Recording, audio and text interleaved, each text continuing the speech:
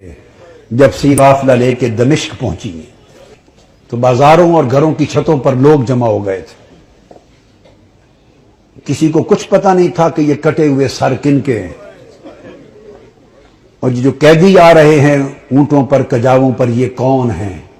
صرف اتنا اعلان کیا ہوا تھا کہ حکومت کے کچھ باغی تھے اور باغیوں کو قتل کر دیا گیا ہے۔ اب یہ باغیوں کے سر دربار یزید میں پہنچائے جا رہے ہیں۔ لوگ باغیوں کو دیکھنے کے لیے چھتوں پر چڑھ رہے تھے۔ کسی کو کچھ خبر کچھ پہچان نہ تھی۔ ہجوم ہو گیا، قافلہ رک گیا بازار دمشق میں۔ آج وہ بازار سوق حمیدیہ کہلاتا ہے، چھتا ہوا ہے آج بازار دمشق کا۔ وہ روٹ تھا جہاں سے وہ مسجد اموی جو ہے اس طرف دربار یزید کی طرف مڑ کے قافلہ جانا تھا۔ بھیڑ ہو گئی، قافلہ رک گیا۔ بھوک تھی، پیاس تھی، پریشان حالی تھی، تو چھتوں پہ جو لوگ چڑھ گئے تھے ان میں ایک خاتون بھی چڑھ گئی تھی، بوڑھی۔ اس خاتون نے دیکھا قیدی ہیں، مسافر ہیں، پریشان حال ہیں۔ اس نے پانی بھیجا، کچھ کھانے کی چیزیں بھیجی، کچھ کپڑے بھیجے، دوپٹے بھیجے، ضرورت کا سامان بھیجا۔ سیدہ زینب نے سارا کچھ دیکھ کر اس خاتون کو بلوایا۔ جب وہ قریب آئی تو فرمایا کہ بی بی تو نے ہمارے ساتھ بڑی نیکی کی ہے، کوفہ سے لے کے دمشق تک کسی نے ہمیں پوچھا تک نہیں، کسی نے ہمارے حال کی خبر نہیں لی۔ تم کون ہو اور ہمیں کیا سمجھ کے ہم سے اتنی بھلائی کی؟ اس نے کہا میں اور تو کچھ نہیں، میں اپنی اوائل چھوٹی عمر میں مدینہ رہتی تھی اور حضرت سیدہ فاطمہ الزہرا کی خادمہ تھی۔ پھر جب ان کا وصال ہو گیا تو مدینہ چھوڑ کے دمشق آ گئی، پھر وہاں نہیں رہی۔ تو تم نے اتنی نیکی کی ہمارے ساتھ کیا سمجھ کے؟ اس نے کہا مجھے اور تو کچھ معلوم نہیں۔ تو جب آخری وقت تھا حضور سیدہ کائنات کا تو میں نے عرض کیا بی بی مجھے کوئی وصیت کر دیں، وصیت کی عمر بھر عمل کروں۔ تو انہوں نے مجھے، جانتی تھی کہ میں دمشق سے ہوں، انہوں نے مجھے وصیت کی تھی، فرمایا تھا بیٹا ایک ہی وصیت ہے، کبھی قیدی نظر آئیں تو ان سے اچھا سلوک کرنا۔ زندگی میں کبھی قیدی نظر آئیں تو ان سے اچھا سلوک کرنا۔ میں نے تو دیکھا ہے قیدی ہیں اور مجھے ان کی وصیت یاد آئی ہے۔ زندگی میں پہلی مرتبہ موقع ملا ہے تو میں نے سیدہ فاطمہ الزہرا کی، اپنی مخدومہ کی، میں نے نصیحت پہ عمل کر کے قیدی جان کے تو یہ سارا کچھ کیا ہے۔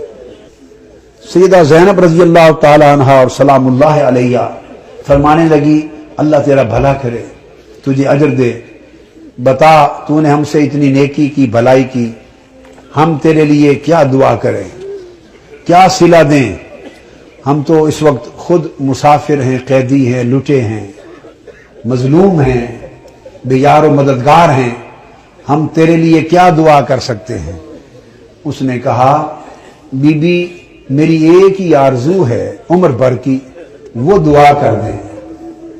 پوچھا کیا آرزو ہے؟ اس نے کہا جب میں وہاں سے چلی تھی تو سیدہ فاطمہ الزہرا رضی اللہ تعالی عنہا کے چھوٹے چھوٹے شہزادے تھے، حسن حسین اور بی بی زینب، چھوٹے معصوم بچے تھے۔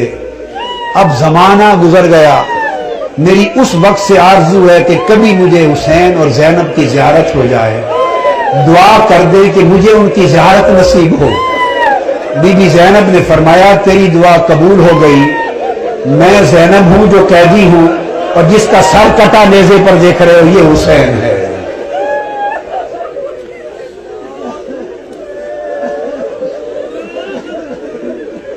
اللہم صلی علی سیدنا و مولانا محمد وعلی آلہ وصحبہ وبارک وسلم۔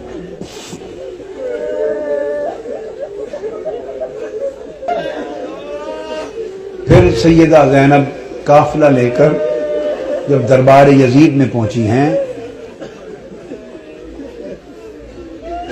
تو اس بدبخت نے حکم دیا کہ یہ جو قیدی ہیں میرے سامنے پیش کیے جائیں، اور گستاخانہ انداز کے ساتھ سیدہ زینب اور سیدنا امام زین العابدین کی طرف مخاطب ہوا۔ آپ کے ساتھ وہ ضعیفہ مائی تھی جو سیدہ کائنات سیدہ فاطمہ الزہرا رضی اللہ تعالی عنہا کی خادمہ تھی، اور جنہوں نے اپنی گود میں حسن حسین اور زینب کو پالا تھا۔ ان کا نام تھا فضہ۔ ان حضرت فضہ کا مزار آج بھی دمشق کے قبرستان مقبرہ باب الصغیر میں ہے، اہل بیت اطہار کے ساتھ ہی۔ وہ ضعیف تھی، ضعیف، اس وقت بوڑھی بڑھاپے کی وجہ سے جھک گئی تھی، کمر سیدھی نہیں ہوتی تھی۔ وہ کھڑی ہو گئی جوش میں کھڑی ہو گئی اور فرمانے لگی، بدبخت یزید، تم جن کو باندیاں کہہ رہا ہے، یہ قیدی باندیاں پیش کی جائیں، خبردار، یہ دنیا اور آخرت اور کل کائنات کی مالک و وارث ہیں، تاجدار کائنات کی شہزادیاں ہیں، تمیز سے بات کر۔ یزید نے اپنے فوجیوں کو دیکھا اور کہا کہ یہ بوڑھی خاتون کون ہے جو جسارت اور بے ادبی کر رہی ہے ہمارے دربار میں، اس کی خبر لو۔ اس کے فوجی اٹھے، انہوں نے تلوار لہرائی، ڈرانے دھمکانے کے لیے بی بی فضہ رضی اللہ تعالی عنہا کو۔ بس اتنا عمل کرنے کی دیر تھی کہ خود یزید کے فوجیوں میں درجنوں سینکڑوں فوجی حبشہ کے رہنے والے تھے، اور بی بی فضہ بھی حبشہ سے تھی۔ یزید کی اپنی فوج کے حبشی جوان، یک لخت 20 حبشی جوان تلواریں میان سے نکال کے کھڑے ہو گئے۔ ان کی جو قومی غیرت تھی اور وطن کی حمیت تھی، اس نے جوش مارا۔ اس نے کہا، خبردار، یہ ہمارے وطن کی ماں ہے، حبشہ کی ماں ہے، اگر کسی نے اس کی طرف ہاتھ بڑھایا تو تلواروں سے گردنیں کاٹ دیں گے۔ جب وہ تلواریں لہرائیں حبشہ کی ایک خاتون کی عزت کی خاطر، تو اس وقت سیدہ زینب نے مڑ کے مدینہ کی طرف دیکھا اور مدینہ کی طرف تک کر ہاتھ اٹھائے اور عرض کیا، بابا، آج حبشہ کی ایک بیٹی کے لیے سینکڑوں تلواریں نکل آئی ہیں، مگر آج آپ کی بیٹیوں کی حفاظت کے لیے کوئی شخص یہاں موجود نہیں ہے۔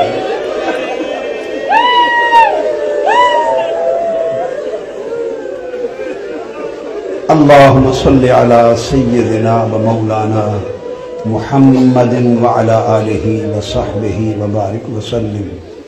الصلاة والسلام علیک یا سیدی یا رسول اللہ وعلی آلک و اصحابک و اہل بیتک یا حبیب اللہ وعلی آلک و اہل بیتک و ذریتک یا حبیب اللہ